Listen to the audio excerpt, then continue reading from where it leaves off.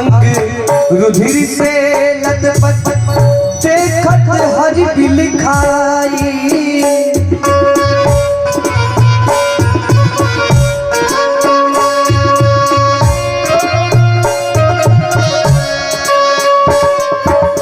पूरा बिलख के रोत आए प्रभु श्री राम।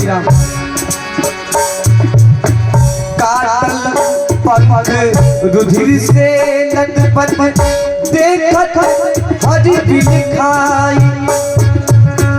राम नाम श्री राम सुने जब, राम राम श्री राम सुने जब, लिहलन गोद उठाई के दुर्गतिया कई रसना, के दुर्गतिया कई रसना, कि टूटा चिराई के दुनिया हो दुर्गतिया कई रसना, कि टूटा चिराई के दुनिया हो दुर्गतिया कई रसना।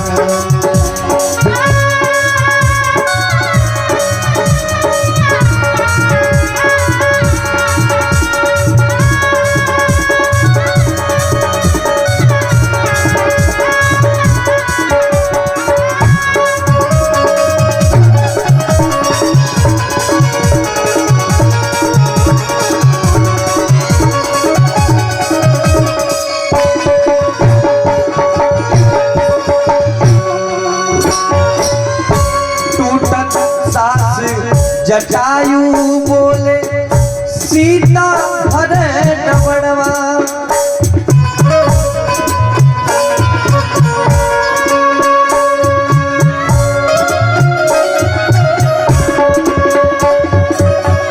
देखिए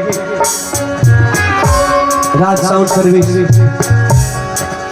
जिसके माध्यम से आवाज आप लोग के बीच में जा रहा है, उनकी तरफ से बड़े भाई की तरफ से 101 रुपये का आशीर्वाद मिला। स्वागत है, अभिनंदन आपका। टूटा सांस अंतिम सांस चला था, लेकिन वहीं पर जटायु जी बोला था, टूटा सांस जटायु बोले सीता हरे नवड़वा, मातु जानकी गए बचाने, मातु जानकी गए बचाने, कटलस मोर बदनवा हो दुर्गतिया कई रसना, प्रभु जी दुर्गतिया कई रसना, कि गगन से गिरलिया धरतिया हो दुर्गतिया कई रसना, कि गगन से गिरलिया धरतिया हो दुर्गतिया कई रसना।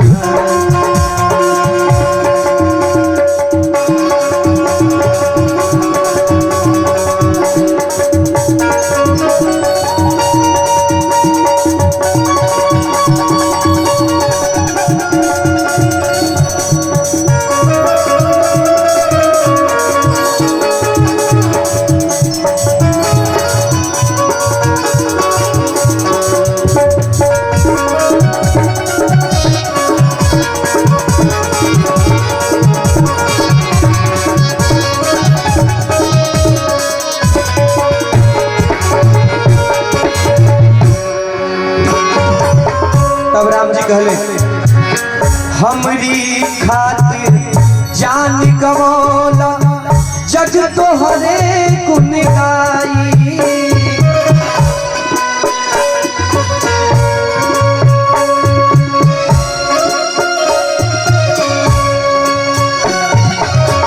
हमरी खातिर जान गवाला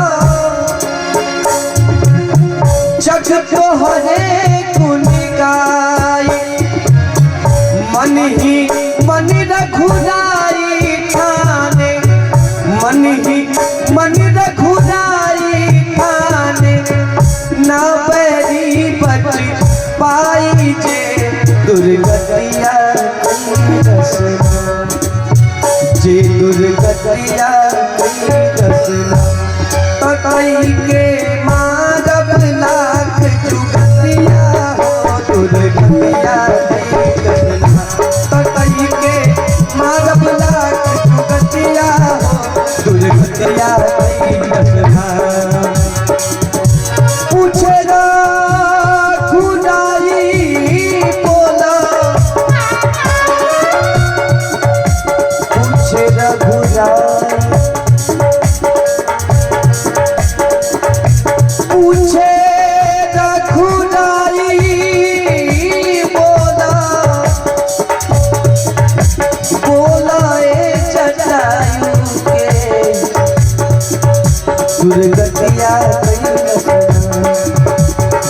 दुर्गतिया लसना कि तू ता चिड़ई के कतिया हो दुर्गतिया कि तू ता चिड़ई के कतिया हो दुर्गतिया लसना कि तू ता चिड़ई के कतिया हो दुर्गतिया लसना कि तू ता चिड़ई के कतिया दुर्गतिया।